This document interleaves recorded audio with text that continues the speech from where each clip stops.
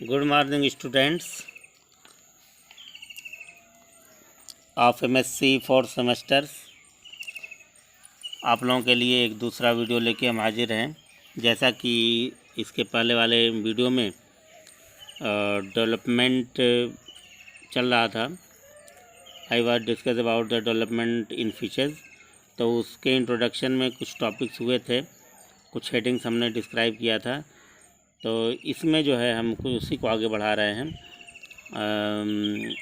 I am going to discuss about the introduction of the development in fishes.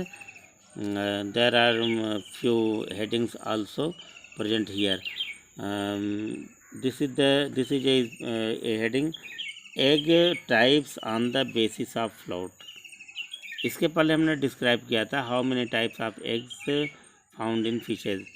अब जो है कि यहाँ पे एक दूसरी बात है कि फ़िश में एग तो पाए जाते हैं, इतना क्लियर है, लेकिन क्योंकि फिशेज जो है पानी में पाई जाती हैं, वाटर बॉडी में, मैरीन बॉडी में या फ्रेश वाटर बॉडी में पाई जाती हैं, तो ये जो है अपने एग को कैसे देती हैं, किस तरह से एग लेइंग करती हैं, और इनके एग जो है कि पानी पे किस तरह तैरते हैं।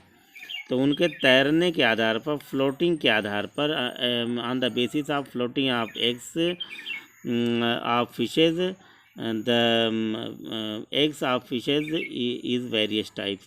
तो इसमें जो है कि ये कई तरह के, इनके तैरने के आधार पर, फ्लोटिंग के आधार पर जो है एग कई तरह के होते हैं। तो these are of following types, ये कई तरह के कौन कौन से। फर्स्ट है प्लैंक्टोनिक एग्स, फर्स्ट है planktonic eggs. These eggs are passively floating, for example in mackerel and sardine. Mackerel और सार्डिन ये दो तरह की फ़िशेज़ हैं, मैरीन फ़िशेज़ हैं।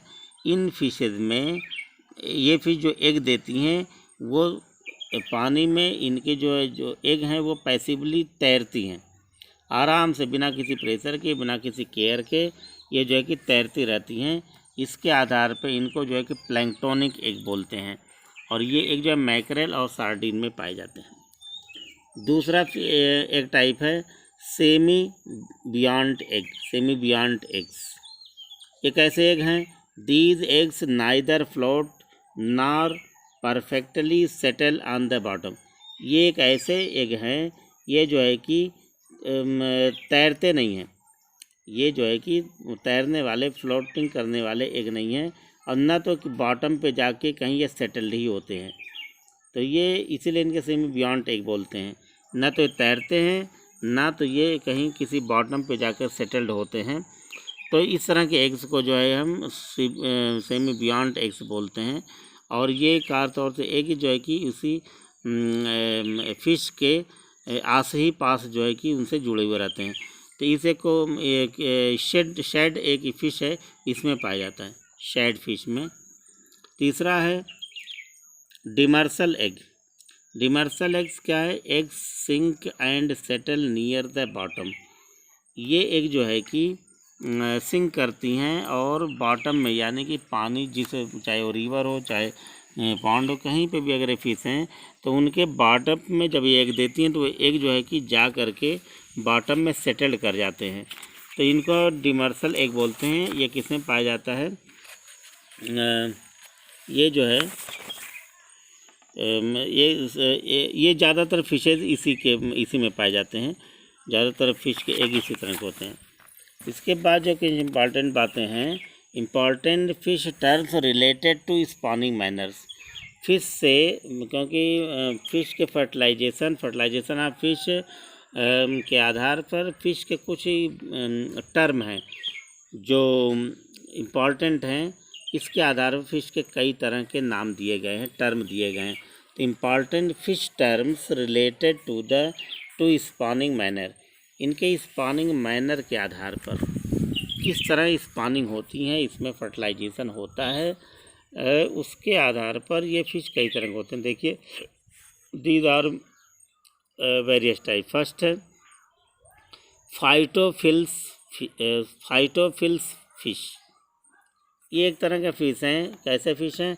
Fishes which lay their eggs in aquatic vegetation.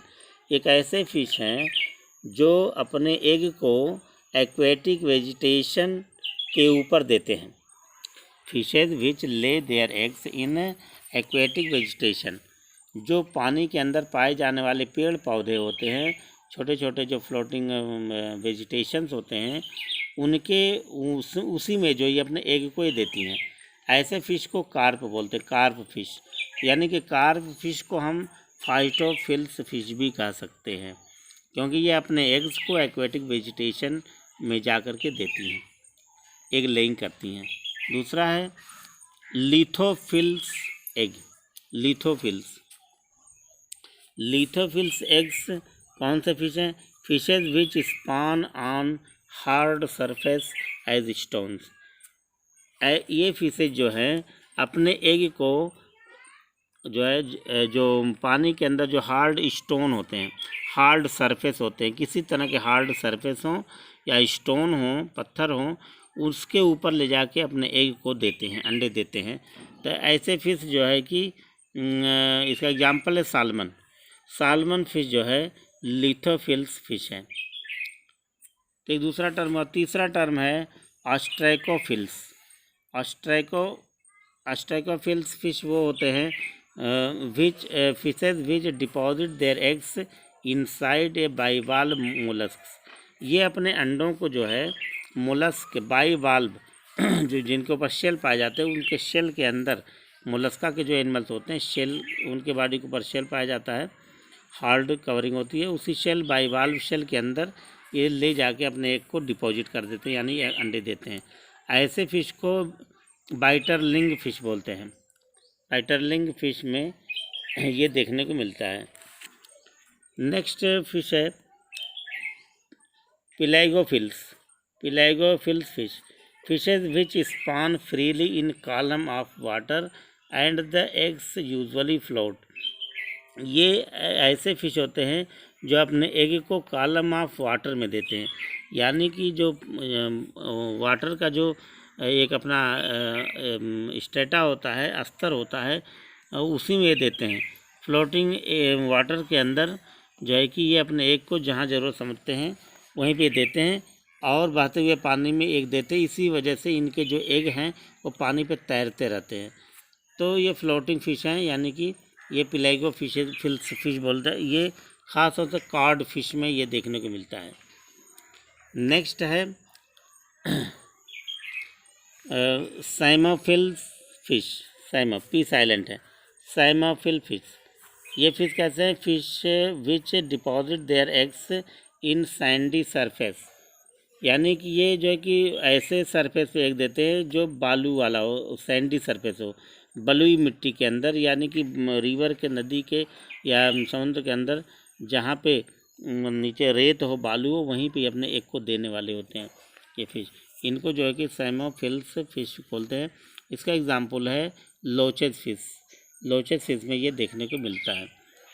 इस तरह से हमने देखा कि स्पॉनिंग मैनर के आधार पर फिश जो है 5 तरह के होते हैं। Phytophil fish, lithophil fish, ostracophils fish, pelagophil fish, psammophil fish. इस तरह के 5 तरह के फिश हैं जो स्पॉनिंग का अपने अंडे देने के आधार पर इस तरह से ये अपने एग को लेइंग करते हैं। कहाँ पे अंडे देते हैं? क्योंकि जहाँ पे ये एग ये देते हैं, अंडे देते हैं, वहीं पे इनका फर्टिलाइजेशन होता है। तो स्पॉनिंग को जो सुरक्षित जगह समझते हैं, स्पॉनिंग का जो ये सूटेबल प्लेस समझते हैं, वहीं पर अपने एग को देते हैं। अब वही उनके एग का फर्टिलाइजेशन होता है, फर्टिलाइजेशन हो जाता है, फिर वहीं पर धीरे धीरे डेवलप करते हैं। तो बाय नेचर ये जहाँ जहाँ इस तरह का डेवलपमेंट होता है, उस लोकेशन के आधार पर ये कुछ टर्म आपके सामने दिए गए। इसके बाद हम लोग अपने मेन टॉपिक की ओर आगे बढ़ रहे हैं, क्योंकि हमें पढ़ना तो डेवलपमेंट है। तब डेवलपमेंट की बात जहाँ से शुरू होती है, इसमें सबसे पहले हमें बता दें कि डेवलपमेंट में होता क्या है। कि in the process of development of fishes there are many events are organised. बहुत तरह के परिवर्तन होते हैं, वो चेंजेस होते हैं, उसी चेंजेस को हम डेवलपमेंट कहते हैं। और उसी डेवलपमेंट प्रोसेस में कई तरह के चेंजेस होते हैं। कौन कौन से चेंजेस होते हैं उसकी एक समरी पहले हम आपके सामने देंगे, उसी में से कुछ टॉपिक जो है आपको पढ़ना है। तो इसमें जो है जो हेडिंग हमने दिया है इवेंट्स इन डेवलपमेंट। इवेंट्स यानी परिवर्तन। डेवलपमेंट में क्या होता है? The process of embryonic development is similar in all the fishes. यानी एम्ब्रियनिक डेवलपमेंट जो है जितने भी फिशेज हैं, क्योंकि there is a very long series of classes in the fishes, क्योंकि बहुत लंबी श्रृंखला है फिश में। फिश की बहुत बड़े जो है कि बहुत ऑर्डर्स हैं, बहुत से क्लास हैं। तो इसमें जो है कि बहुत लंबी श्रृंखला है, उसमें बहुत तरह की फ़िश पाई जाती हैं। तो जनरल वे में अगर देखा जाए तो एम्ब्रियनिक डेवलपमेंट सभी फिश में लगभग समान है। अंतर बहुत थोड़ी बहुत है या तो नहीं है। The process of embryonic development is similar in all the fishes. सभी फिश में डेवलपमेंट समान होता है, लेकिन but there are few differences among the bony fishes and between the bony and the cartilaginous fishes. लेकिन अगर जहाँ डिफरेंस की बात यह है कि डेवलपमेंट में जो डिफरेंसेस हैं वो बोनी फिश में और कार्टिलेजिनस फिश, क्योंकि दो तरह की फिशेज मेन होती हैं, बोनी फिशेज और कार्टिलेजिनस फिश। तो जिन बोनी फिशेज जिनके हार्ड बोन होते हैं बॉडी में, और कार्टिलेजिनस फिश जिनके जो हड्डियाँ होती हैं बहुत नरम होती हैं, मुलायम होती हैं। तो बोनी फिशेज और कार्टिलेजिनस फिशेज में जो है कुछ अगर डिफरेंस भी अगर देखने को मिलता है तो इन्हीं दोनों में कुछ डिफरेंसेस पाए जाते हैं। वो भी थोड़े बहुत डिफरेंसेस हैं, ज़्यादा डिफरेंसेस नहीं होते।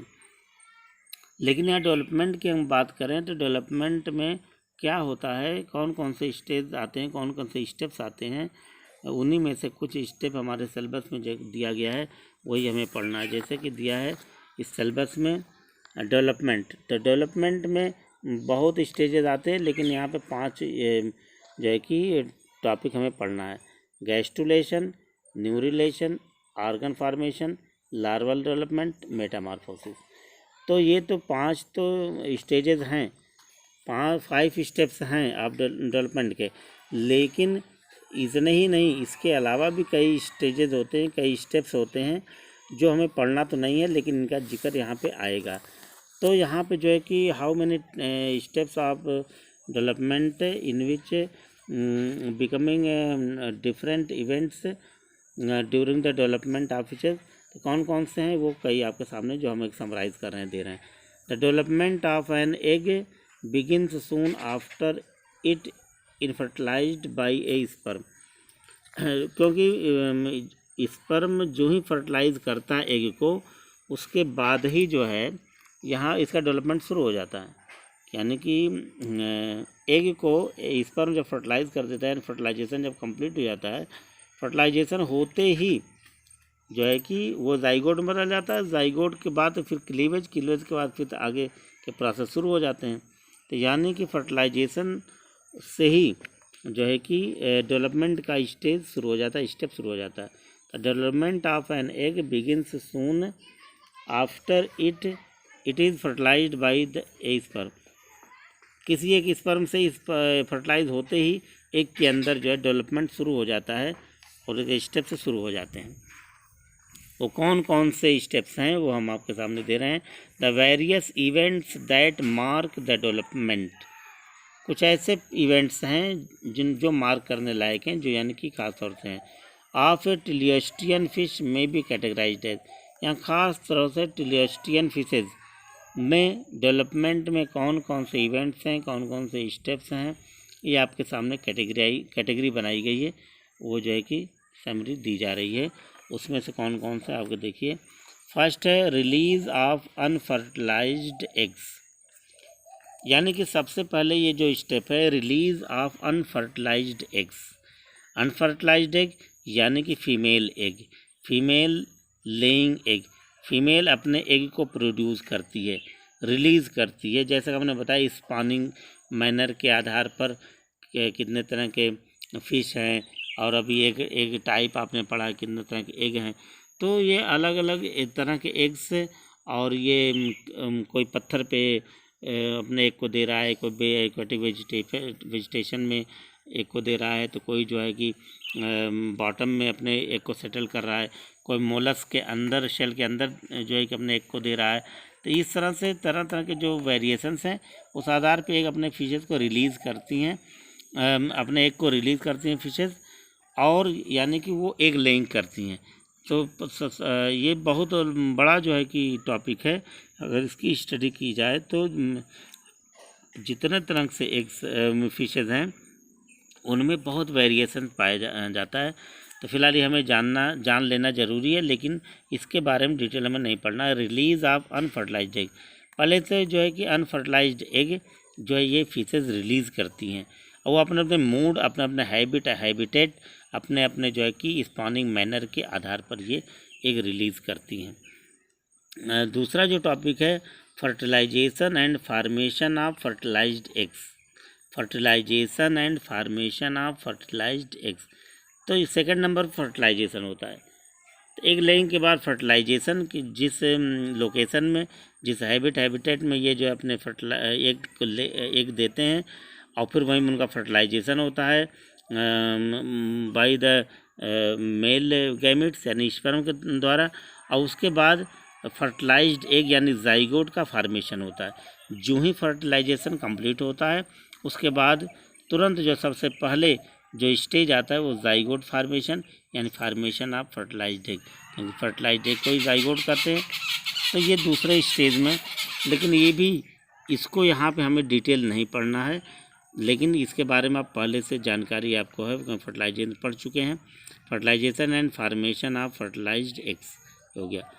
थर्ड स्टेप में क्लीवेज आता है। क्लीवेज मतलब जो जब फर्टिलाइज्ड एग यानी जाइगोट का फार्मेशन हो जाता है तो जाइगोट में कटिंग शुरू होती है, कोई 2 भागों में, फिर उसके बाद 4 भागों में, उसके बाद 8 भागों में, कहीं 16 भागों में। इस तरह से एग में जो क्लीवेज होता है, प्रस्फुटन होता है यानी कटिंग शुरू होती है, एग फूटता है, बर्स्ट करता है, यानी कि पर्टिकुलर एक एग जो है कि 2 भागों में टूटना, फिर 4 भागों में टूटना, इस तरह से 8 भागों में, 2 4 8 16 32 64, इस आधार पे इस तरह से इस सेल में जो क्लीवेजेस होते हैं, क्योंकि आगे का डेवलपमेंट होना है तो क्लीवेज। तो ये भी पहले किसी न किसी टॉपिक में इसके थर्ड सेमेस्टर में आपने क्लीवेज के बारे में पढ़ लिया है। तो ये क्लीवेज हो गया।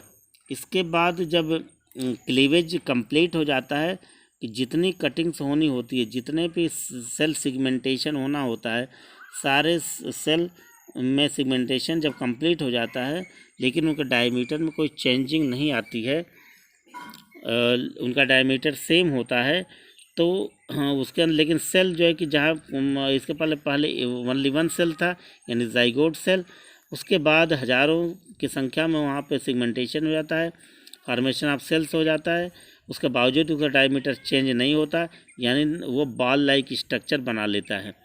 जैसे वॉलीबॉल का बॉल होता है, बाहर से तो अलग अलग भागों में दिखता है लेकिन अंदर से एक होता है, उसी तरीके से मारुला वाला स्टेज यानी कि एक स्मॉल बॉल लाइक स्ट्रक्चर होता है, तो उसी को मारुला बोलते हैं। क्लीवेज के बाद जब फर्टिलाइज्ड एग का जो स्ट्रक्चर एक बॉल लाइक स्ट्रक्चर बन जाता है, उसी को मारुला बोलते हैं।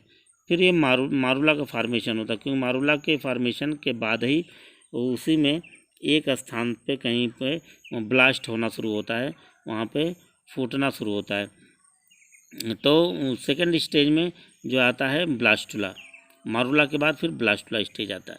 ब्लास्टुला का मतलब जैसा बना है, मारुला में ही किसी एक पॉइंट पर जो है वहाँ पे एक पोर बनना शुरू होता है, यानी फटना शुरू होता है, ब्लास्ट होता है, और वहाँ से सेल इन्वेजिनेट होकर अंदर की ओर धंसते चले जाते हैं। अंदर स्पेसेस होते हैं, बाहर से एग सेल का जो है कवरिंग होती है, तब ब्लास्टुला बनाता है। तो ये भी हमें नहीं पढ़ना, न मारुला पढ़ना है न ब्लास्टुला पढ़ना। इसके बाद का स्टेज जो आता है फेट मैप ऑफ ब्लास्टुला, ये भी कहीं न कहीं आप फेट मैप के बारे में पढ़ चुके हैं, क्योंकि ब्लास्टुला का जब फार्मेशन होता है तो ब्लास्टुला फार्मेशन में फिर उसके फ्यूचर क्या है, आगे उस सेल उस ब्लास्टुला के अंदर कौन कौन से स्ट्रक्चर का फार्मेशन होना है, यानी उसका फ्यूचर मैप क्या है। फेट मीन्स फ्यूचर, किस तरह से उसमें भविष्य में क्या बनना है ये डिसाइड होता है, तो उसको जो फेट मैप आप ब्लास्टुला बोलते हैं। मेरे ख्याल से पहले कहीं न कहीं आप पढ़ चुके हैं, यहाँ पे इसे डिटेल नहीं पढ़ना। इसके बाद जो नेक्स्ट टॉपिक आता है गैस्ट्रुलेशन एंड ऑर्गेनो फार्मेशन। यानी गैस्ट्रुलेशन मतलब कि जब सेल्स माइग्रेट करते हैं, माइग्रेट करके अपना लोकेशन लेते हैं, अपना पोजीशन लेते हैं, क्योंकि उन्हें कोई न कोई एक फार्मेशन करना होता है, स्ट्रक्चर का फार्मेशन करना होता है, स्टार फार्म करना होता है। तो इसके लिए सेल्स जो माइग्रेट करते हैं इरेगुलर कंडीशन में, some cells migrate from outside to inside and some cells migrate from inside to outside. इस तरह से अंदर से बाहर, बाहर से अंदर की ओर इन्वेजिनेट होना, इवेजिनेट होकर के सेल्स माइग्रेट करते हैं, अपना लोकेशन लेते हैं, पोजीशन लेते हैं।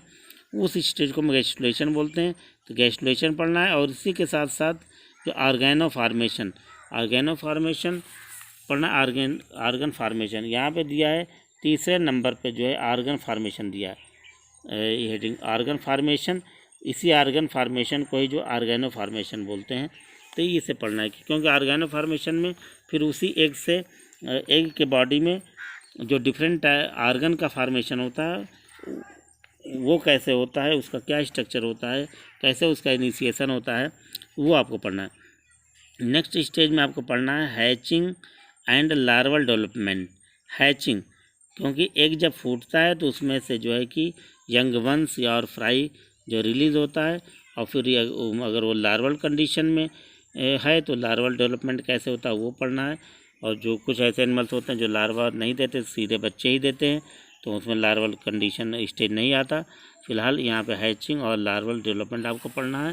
तो यहाँ पे ये टॉपिक जो है 4th नंबर पे लार्वल डेवलपमेंट दिया है, तो ये आपको पढ़ना है। इसके अलावा लास्ट में आपको जो है कि एक जो टॉपिक है वो है पोस्ट एम्ब्रियोनिक डेवलपमेंट और मेटामॉर्फोसिस। यानी जब एम्ब्रियोनिक डेवलपमेंट कंप्लीट हो जाता है, लार्वा का फार्मेशन हो जाता है, लार्वा धीरे धीरे उसके बॉडी में कुछ पार्ट डाइजेस्ट हो जाते हैं, कुछ पार्ट बॉडी के जो है और डेवलप होते हैं, और यानी उसका एक नया आकार प्रकार बन जाता है, नया क्लेवर बन जाता है, उसके बॉडी का नए तरीके से ऑर्गेनाइज हो जाता है, और एक फ्रेश जो यंग वन का फार्मेशन, एडल्ट का फार्मेशन होता है। तो by which process a larva develop in a fully adult manner, that is known as metamorphosis. तो मेटामॉर्फोसिस यानी कायांतर, उसके बॉडी में परिवर्तन होता है, इवेंट होते हैं, तो ये मेटामॉर्फोसिस को पढ़ना। इस तरह से हम देखते हैं कि स्टेजेस तो बहुत हैं, यानी कि आपके टॉपिक हमने जैसा कि गिनाया, जैसे release of unfertilized egg, fertilization and formation of fertilised eggs, cleavage, morula, blastula, fate map of blastula, gastrulation and organo formation, hatching और लार्वा डेवलपमेंट, और इसके आगे जो है कि मेटामॉर्फोसिस। लेकिन इसमें जो है इस टॉपिक में से आपको पढ़ना 2-4 टॉपिक पढ़ने हैं, 5 टॉपिक। पहला है गैस्ट्रुलेशन, दूसरा organo formation, larva development and metamorphosis, ये पढ़ना। और इसमें एक और टॉपिक दिया न्यूरिलेशन, यानी नर्वस सिस्टम का फार्मेशन कैसे होता है, न्यूरोलेशन का फार्मेशन कैसे होता है, ये भी दिया है। फिलहाल डेवलपमेंट में या इसमें तो नहीं दिया है, इसी बीच में ही एक स्टेज आता है, तो इसमें तो नहीं दिया। लेकिन जब आप यहाँ पढ़ेंगे डिटेल में, ये हर टॉपिक पढ़ेंगे तो उसमें न्यूरोलेशन भी एक टॉपिक आएगा। तो हम अब जो है कि नेक्स्ट वीडियो में लेके हाजिर होंगे। आपको सबसे पहले जो टॉपिक होगा वो गैस्ट्रुलेशन टॉपिक होगा, गैस्ट्रुलेशन डिस्क्राइब करेंगे, उसके बाद एक एक करके neurulation, organ formation, larva development, metamorphosis, इस तरह से एक एक करके टॉपिक डिस्क्राइब किए जाएंगे, डिस्कस किए जाएंगे, और इस तरह से ये यूनिट कंप्लीट होगा। तो इसी के साथ ही जो है ऑनलाइन क्लास लेने के लिए, वीडियो के माध्यम से क्लास लेने के लिए आप स्टूडेंट का काफ़ी वेलकम हम कर रहे हैं, और इस तरह से आप क्लास लेते रहिए और अपनी तैयारी करते रहिए। Welcome to all student, so much.